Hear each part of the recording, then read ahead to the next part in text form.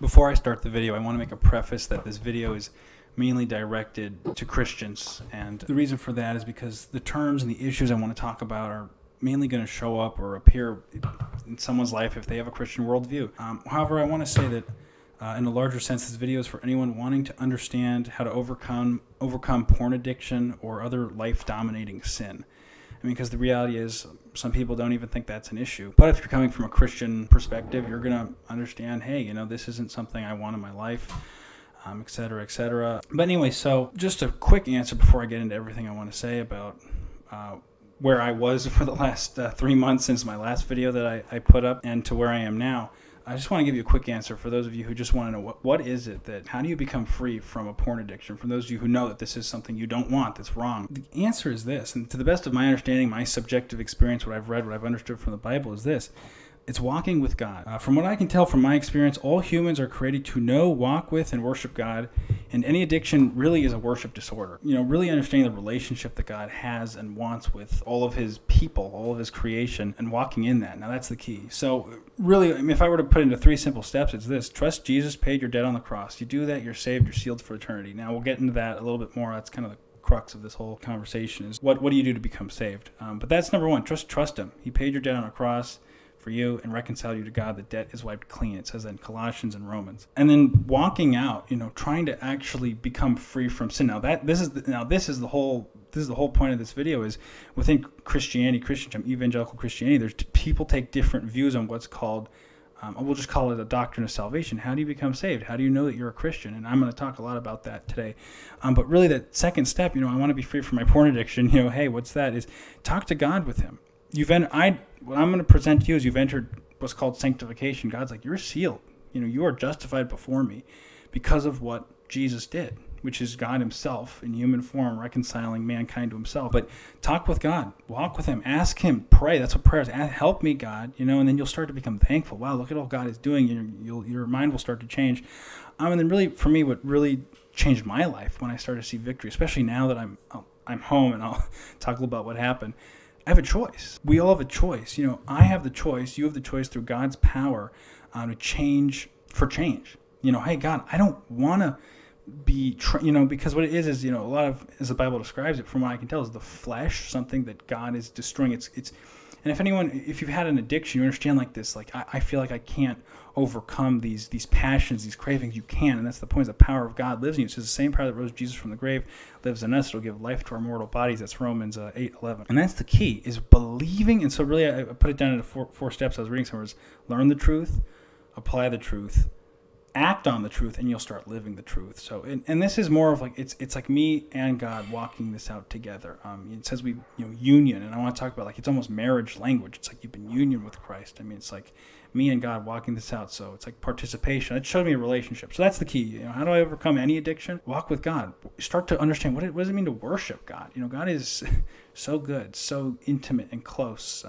He's not just, just praise me. I'm sitting, you know, it's that, but there's more to it, and that's kind of what's helped me in seeing change. So anyway, the last 3 months I was at Pure Life Ministries in Kentucky, started by a man named Steve Gallagher, and it's a really great place, and it's set up to deal with really sexual addiction of all types, and it's just, I want to call it like a safe haven. So typically you'll have a lot of guys who, typically I'd say from a Christian background, people are going to go there. So you've got a lot of men who've just cheated on their wives, and the wife's like, okay, I'm going to leave, do something drastic, go to this 9-month program and get your life fixed, deal with your issue. Or, you know, guys struggling. Like there was another guy like me. So I had a porn addiction. I'm like, okay, what do I do? I mean, let me just, you know, my prayer was like, I want nature and Jesus. Let me just get away from all the technology, computers. You know, I feel like I don't have a choice. I feel like I'm a slave. What do I do? Like that. You got some guys coming out of juvie, younger guys, you know, so you've got, you know, people dealing with all sorts of stuff, you know, all sorts of sexual sin. And that's the whole point of that place, is to deal specifically with that. So I went there for about 3 months. Long story short, they dismissed me from the program because I wouldn't submit to them doctrinally with a few things. And to be honest, I just, when I got, and we're going to talk about that today, what that looked like. You know, I really love them. Like they mean well. I really believe that. I really do that. Pure Life Ministries means well, but it's like, because they, and we'll talk about this, but there's a big divide in from what I've researched in evangelical Christianity on really what is it's called the doctrine of soteriology, and what we're going to look at today is if all Christian doctrines are on a bullseye, think of that or on an arrow target, that center bullseye is soteriology, meaning, salvation. How does someone become a Christian? And so they hold to a different position on that, and they don't really publicize that, which was the issue, because you get a lot of guys coming in here and then they're like, okay, this is not what I heard. And so we'll talk about that. But, and I legitimately wrestled with them. Like I was like, guys, I don't know. Like I can't. And they're like, you need to not, just lean on what you think. But, I was like, okay, I'll try to trust you, but let me just go to the Bible. And this, so it was a really, really hard thing for me there, but I have a lot to talk about. I might have to do multiple videos, but, this is just for anyone listening. I mean, this is also for people who prospectively, might want to go to Pure Life Ministries, what to expect there, the good and the not so good. I want to be honest. I think I would have an obligation to say, hey, there's some things here that I just want to share, that I submit to you. I'll stand before God for every word I say. I know that. And so it's like, do I see them as brothers? Yes. Do they see me as a brother?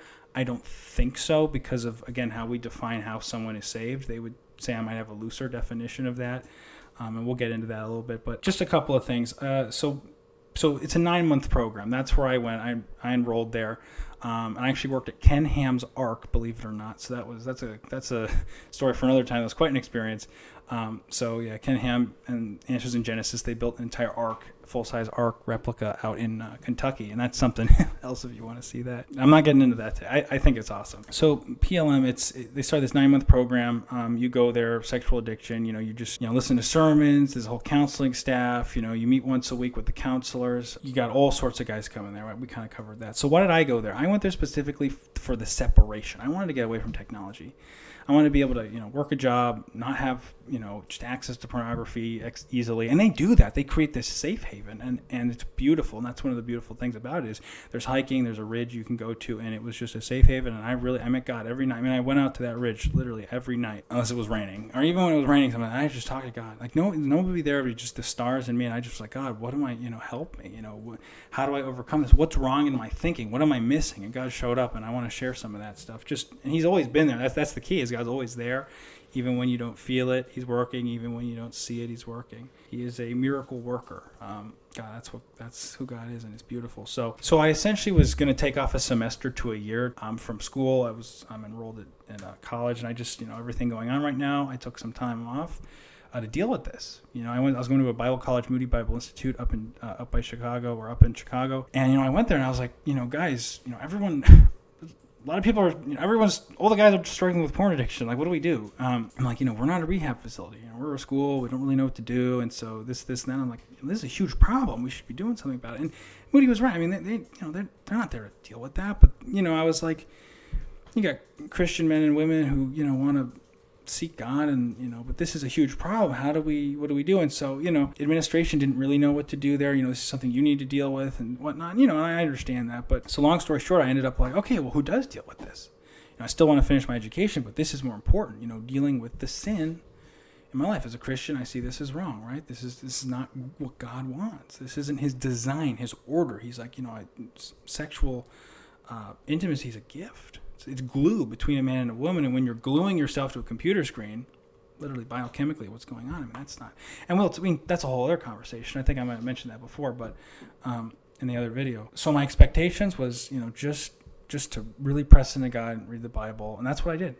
And so, I just want to talk about the good about PLM. I think that Pure Life Ministries, I just wrote a list here, just the things that I there were some men there just with such hearts of gold. Like, they really, really did and do want you to experience what they experienced, just life transformation. Because who doesn't? Like, it's like, and I'm going to say as a Christian, you become double-minded. the book of James, that double-mindedness happens because that's the battle between the flesh and the spirit. And we got to decide, what are we going to set our minds on, the things of the flesh or the things of the spirit? We'll get into that later. They're going to see it a little different in terms of you not being saved and this kind of thing. The counselors there, some of them, man, hearts of gold. And I think that's a promise because they hold to this different doctrine. We'll get into more of that, or Bible teaching, we'll call it. And it kind of, it's going to, what you think, your orthodoxy affects your orthopraxy. What you think, what you believe affects what you do. And so that's kind of what I want to get into here. But, it doesn't, I really do believe some of those guys, man, when I was dismissed, which isn't a good thing. It's not a good thing at all. I was praying with me. He's like, Robert, just keep seeking God. Just keep seeking Jesus. I mean, and so he's like, I don't like that you're leaving, but just, and he was just breaking down in tears that I was leaving. It was so sad, but it was just like, wow, what a heart of gold. What, God is, just a man really seeking after God in those ways. So, they're dedicated to their program. I mean, they really are. They believe they are doing the right thing, but I think the program that they're putting you through, they're trying to fit you into this program that they have, that Steve Gallagher and others have kind of put together. Sometimes it's a little bit restricting, but they believe that that's the way to freedom. They really do. And so I commend them for that. Really understanding the mercy of God. That is like a focal point there. Maybe too much of a focus on that in balance of, say, grace or other things like that. I mean, we'll get into that, but just mercy. They really understand the need-meeting love of God. We read something called Rex Andrews, What the Bible Teaches About Mercy there. And that was that was wonderful. Just wow. I mean, Rex Andrews really understood, regardless of some of the theology or whatever, he really did understand God's love for him. I mean, he really did. It was beautiful, and I think that really broke through a lot of men's lives. Just, wow, you're not alone. You'll really see that there. If you go to, it's for men, that's what Pure Life is for, but I'm just saying, if you're a man, dealing with some sort of sexual addiction, porn addiction, whatever, I mean, you'll just see, wow, I'm not alone.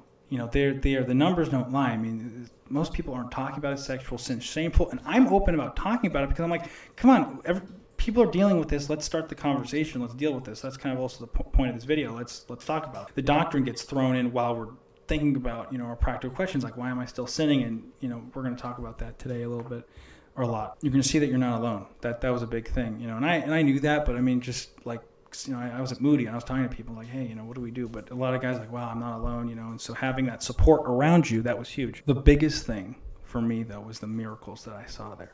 Just restored marriage after restored marriage, like when I was there. And I was praying, others were praying, just God, do miracles. God, do miracles. Just please keep doing miracles, God. And I'd see it. A wife wouldn't call her husband. She was done. And these are, Christian wives, whatever. It's like, my husband cheated on me, we're done. Reaching out after 8 months, hey, let's talk.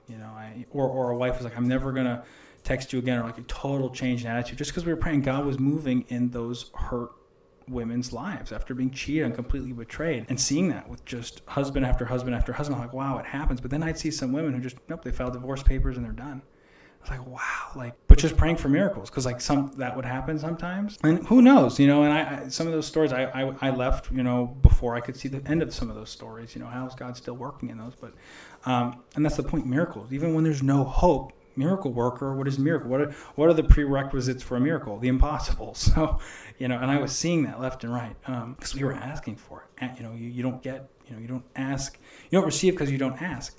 And I'm like, wow, is it your will, God, that you restore a marriage? And I'm like, God hates divorce, of course.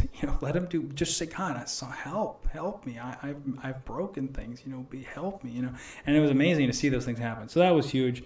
God's presence being there. Another good thing at Pure Life is you really understand discipline, self-discipline.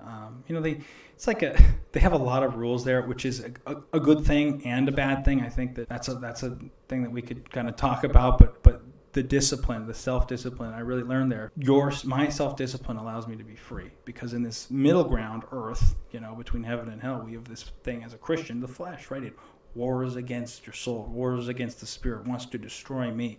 That's what porn addiction is. It's that warring against me. But God, He destroys the works of the devil, giving me the power, the Holy Spirit power to say no. And really, this all comes down to, you'll know the truth, and truth will set you free. When I learned the truth, I started to apply the truth in my mind. Okay, so when the devil comes, go look at porn, it'll make you happy. I was like, no. God says, delight in the wife of your youth. It says a lot more than that. I'm not going to quote it, but it says, delight in the wife of your youth, and it says more.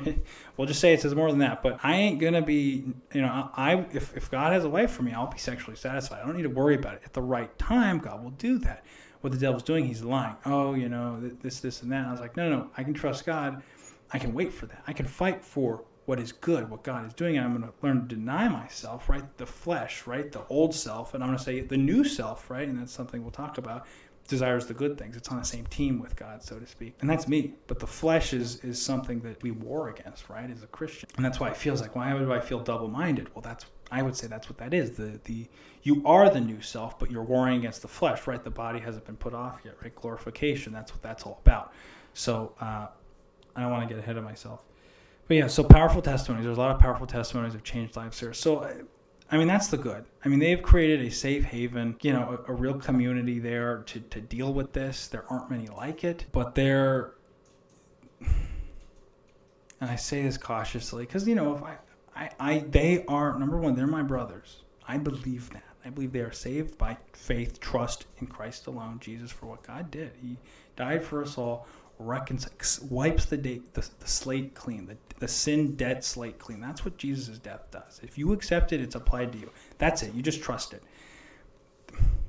I believe that, and I believe they believe that, but they've kind of added some stuff to it, and that's what we're going to talk about today. And it's hard to say that because people who hold to this position, I'll describe it a little bit later, you know, they're going to say, of course it's by faith alone, of course it's by trust alone, but, you know, and that's where this conversation's kind of going to come to a head. There were some not so good things there, and that's, you know, and I want to talk about that in this video. I want to talk about it graciously. I will stand before God for everything. And I believe that I can either discern or judge, right, out of a place of love for restoration, saying, hey, I hope that some of the guys who I met with who were, you know, great counselors with just deep hearts would say, you know, Robert's right about a few things. He's not right about those things, but, you know, I see what he's saying. Maybe we can, you know, take some of what Robert said and apply it, you know. I'm 21. I don't know. You know, I'm just trying to share a subjective experience, what I have seen. So take it for that. You know, I will stand before God and give an account. So, you know, so it's for them. Hey, maybe some of the things he's saying is good. And I really want to discern. Judgment is to divide good and evil, right? And there were some things that were, I don't want to say evil, but they were not good. And some people would say it was evil. I mean, there were people I was there with who were like, what is going on? And so it's, you know, but I want to rightly divide that to the best of the ability that I have and what I, you know, probably the Holy Spirit has shown me. I mean, I've been praying about this for like 4 months, 3 months, whatever, how long I was there and then how long I've been home. Or I can, what I was going to say was judge or you know, say, oh, you're being judgmental. Well, what they're saying is you're being critical, condemning. That's out of like a judgment, out of a heart of destruction. When God judges, I mean, he's good. So he's actually doing what's right. You know, I hope to do the same, to actually separate good and evil, good and bad, good and not so good, we'll put it. Because some of it, I think, it's just not the best. I mean, you know, it's separating. And that's what I see as I'm doing it. And they didn't want, you know, and when I was there trying to say, hey, I'm trying to wrestle with this stuff, they really, that was something that I wasn't really allowed to do in the sense that, like, I wanted to take everything they put and put it back to the Bible. And I know people wrestle and argue about the Bible ad nauseum in a place of pride. I get that. I mean, I know. I've been at Moody, you know, in the theology classrooms. I know what people do, but I legitimately, I'm like, hey guys, like, this is still our standard. Like, I know people do that wrong, but that's our standard. And if you're saying something contrary to what that says, or maybe it's off, or maybe you're kind of interpreting something holistically differently, can we talk about it? And so that wasn't really allowed, and I ended up getting dismissed from the program because of that. And I guess I'll apologize for the glare. I don't have my nice camera anymore. It was my sister's, so I have a webcam now. There's mainly 3 things that I want to talk about, or I guess 4. There's 4 things I want to talk about regarding Pure Life Ministries and what happened there, my experience. And it really showed me helped me connect a lot of dots as to why certain pastors and teachers that I had listened to or read said or did the things that they did. And really what this is coming down to is someone's biblical position on salvation. We'll get into that, but the 3 things are the biblical position on salvation, or soteriology. That's soter is like Greek for salvation. So soteriology is a study of salvation. How is someone saved? What do they do? You know, how do the pieces fit together? So that's like that core bullseye of Christian doctrine. We're not talking about the timing of the tribulation or the millennial, pre-mill, post-mill, treadmill, windmill. I got that from Ken Ham. It's not my own joke. Or, you know, it's not, you know, is it the 6 days of creation, or are they literal, this and that? You know, so there's different doctrines can go on those different, you know, we'll say rings of the arrow target. But the bullseye is soteriology. Like, that's like, what do you do to be saved? So technically, if you compromise that, that's when people go around calling each other heretics. Like the Mormons are like, Jesus isn't God. Satan and Jesus are brothers. You know, like a Mormon might say that. Or Jehovah's Witness will say, Jesus is the firstborn of creation. Okay, well, we're going to call them, no, you've compromised that center circle. The issue we're talking about, it's not about, you know, is Jesus God, is this, but it's like, what is it you do to be saved?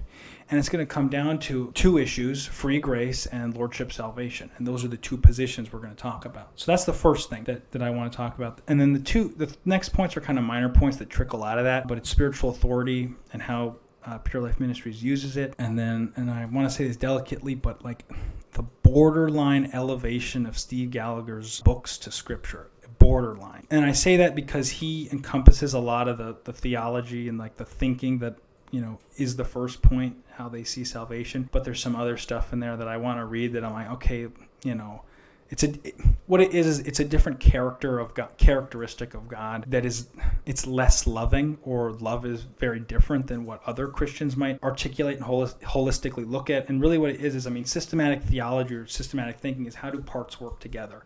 And so because people look at this, and this about God, it impacts this, and that. Okay, and one of those things is going to be the love of God, the relationship with God, God's purposes, how we relate to God. Is God a puppeteer, or is he a relational God and we have choices? Big thing for me is Garden of Eden. Did they have a real choice there? Okay, real temptation. Why is there a temptation there? One thing Ken Ham, this is a side note, but Ken Ham really stresses foundations.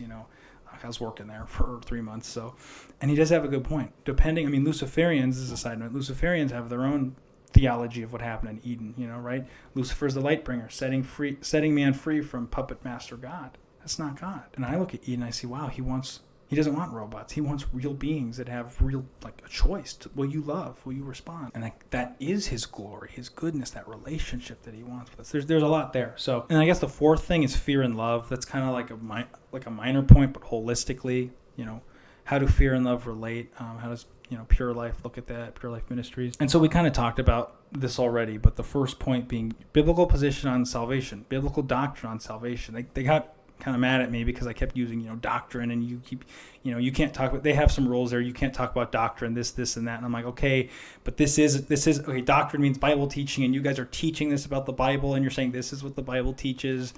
Okay, but it's a position, and I know there's another position because they're articulating the lordship, salvation. We'll talk a little bit about that position on soteriology. That's what it is, okay? Salvation. They believe certain things about salvation, and I believe different things. And so I was kind of talking about them. Well, we teach what the Bible teaches. I know, but how are we interpreting that? And I was honest. I was like, guys, this is hard for me. Am I saved or not saved? Am I, and so this kind of was an issue that me and my counselor worked through for like 4 weeks actually, but didn't really go anywhere. Because they weren't going to change, and I wasn't trying to change. I was literally like, this is the first time I was exposed to all this, but I knew it was kind of like, I'd understood that this was, I didn't know the specifics, but I knew this was an issue within the church, but I didn't know how big it was, or I had never experienced anyone who had thought otherwise, I guess.